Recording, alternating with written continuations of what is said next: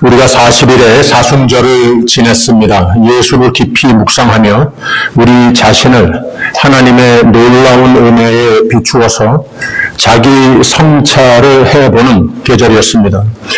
예수의 공로에 절정이 된 십자가 사건에 하나님의 사랑의 구원의 계획에 하나님과의 화목과 생명의 삶이 가능케 됐는데 그 은혜에 합당한 믿음과 제자로서의 삶을 다짐하는 계절이 오늘 부활절로서 종료가 되는 겁니다. 즉 40일, 사순절의 40일째 되는 날이 바로 오늘 부활주일입니다. 여러분 사순절 동안 특히 지난 고난주간 동안 매일 새벽 예배에 나오셔서 함께 기도하시며 우리 모두에게 은혜와 더욱 굳게 세워지는 믿음의 동기부여가 된 것도 맞지만 하나님도 예수님도 우리를 위해 받으신 고난과 십자가를 지심에 고마워하시고 좀 어폐가 있지만 우리가 나와서 함께 기도하는 가운데에 위로와 감동도 받으셨으리라 믿어집니다. 그리고 오늘 시온 성가대의 부활절 칸타타를 주께 찬양으로 올려드릴 때 역시 우리 모두에게 큰 은혜가 되지만 우리 위에 십자가 지시고 우리 위에 부활의 첫 열매가 되신 예수께서 기뻐 흠양하신 찬양이 될 줄 믿습니다. 오늘은 성찬식을 거행하게 되는데 성찬식에 예수께서 베푸시는 생명의 식탁의 메뉴가 무엇인가 묵상해 보도록 하겠습니다. 여기에 카더가 되어 있지만 그 아래 떡과 잔이 있는 거 우리가 다 알고 있습니다. 그러나 거기에 또 예수께서 우리로 주시고자 하시는 메뉴 아이템이 더 있다고 하는 겁니다. 가정이나 교회에서 무슨 행사를 잔치를 하면서 그 집의 호스트는 많이 신경 쓰지 않습니까? 정성을 붓지 않습니까? 디너 메뉴를 위해서 그만큼 신경을 쓴다는 거죠. 초대받은 사람이 기뻐하고 음식을 즐기고 오래 좋은 기억으로 남게 되기를 위해서 메뉴와 요리법을 아주 신중을 가해서 그 식탁을 준비한다는 말입니다. 하나님이 우리를 이처럼 사랑하사 구원을 베푸시는데 바로 그 하나님의 구원의 사건을 상징적으로 생명의 식탁이라고 하지 않습니까? 예수님의 식탁이라고 하지 않습니까?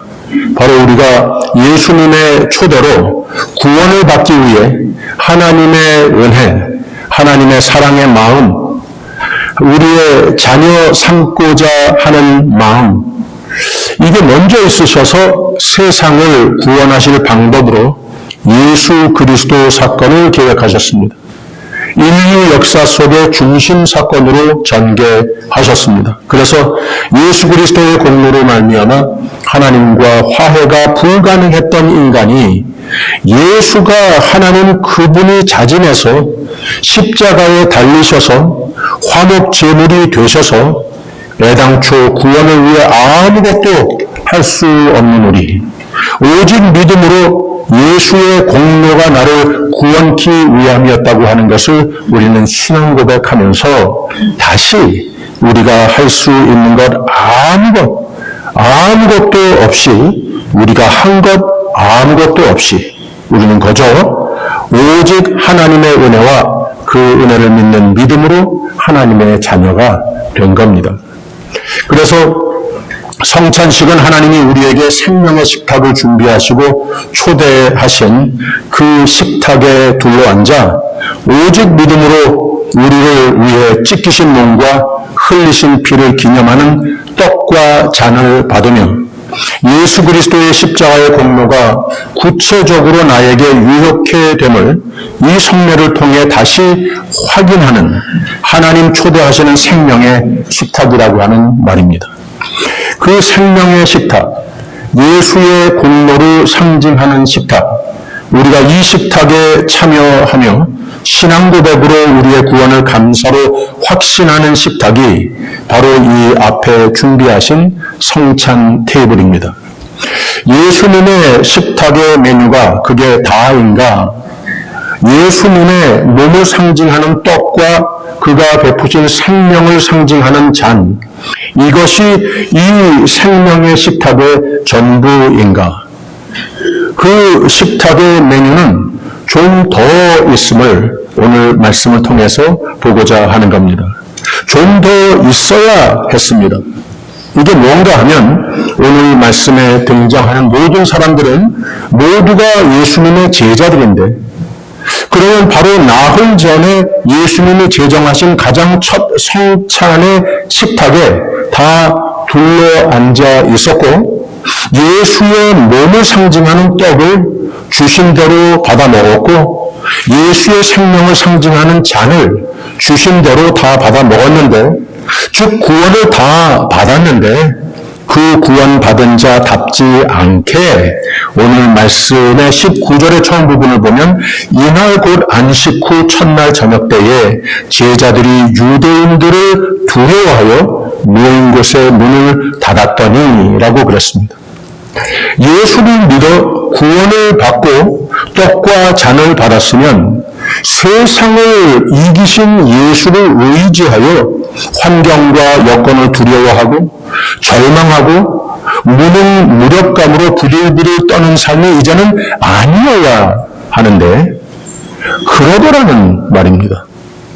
바로 이것이 어느 세대나 믿음이 있는데도 세례도 받고 성찬도 받고 예배도 드리며 기도도 하고 말씀 공부도 어느 정도 하는데 도 모든 크리스찬이 세상살이 중에 누구나 겪을 수 있는 모습이라고 하는 말입니다. 그래서 예수님은 믿음은 있으나 구원은 받았으나 여전히 안 그래야 되는데 여전히 그 믿음이 변질되기도 하는 모습을 보시면서 그들을 불쌍히 여겼습니다.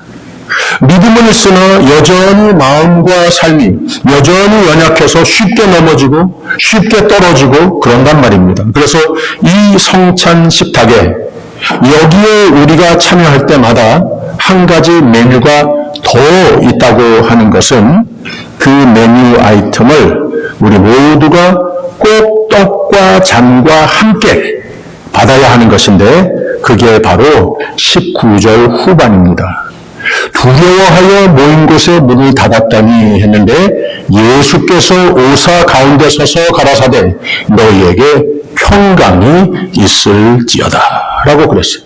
20절에 또 이 말씀을 하시고 손과 옆구리를 보이시니 제자들이 주를 보고 기뻐하더라 라고 그랬습니다. 금방 마음이 바뀌었어요. 무슨 말인가 하면 손과 옆구리의 상처를 보여주시는데 이 정도 아무것도 아니야 하는 의도로 보여주시는 겁니다. 나도 무서웠어. 근데 그 죽음 앞에서도 나의 하나님께 향한 믿음과 의지를 타협하지 않았더니 그 성금요일은 오직 바로 이 아침 부활절의 서막일 뿐이었어. 니네도 그래야 돼. 하나님을 믿으니 끝까지 믿어야 돼. 세상의 자극, 사람의 위협, 이런 걸로 낭망하고 포기하고 그러지 말어. 그랬더니 다시 이 말씀을 하시고 손과 옆구리를 보이시니 제자들이 주를 보고 기뻐하더라 라고 했습니다. 기뻐했습니다. 그리고 21절 예수께서 또 가라사대 너희에게 평강이 있을지어다 아버지께서 나를 보내신 것 같이 나도 너희를 보내노라 라고 그랬습니다. 나의 평강이 승리의 믿음의 삶이 되기 위해서도 평강이 꼭 필요하지만 너희는 그 생애에 믿음으로 나 잘 되고 자급자족하라고 그 놀라운 은혜 베푼 것 아니야. 그거 맞는 말인데 그것은 그 은혜의 이유의 반밖에 안 되는 거야. 너희도 복음의 전령, 등대 역할을 하는 삶이 되다오. 근데 이것도 저절로 되는 것이 아니야. 나의 평강이 내가 너희와 함께함을 믿고 나를 의지하고 할 수 있는 것이 전도의 삶이야 하시는 겁니다. 바로 예수의 생명의 식탁에 떡과 잔과 또 평강이 꼭 포함되어야 한다고 하는 말씀을 해 놓으시고는 이 평강이 저절로 내가 원한다고 되는 것이 아닌데 평강을 원치 않는 사람이 어디 있어요? 하고 있을 때에 22절을 말씀하십니다. 이 말씀을 하시고 저희에게 향하사 숨을 내쉬며 가라사대 성령을 받으라 라고 하셨습니다. 성령을 받으라.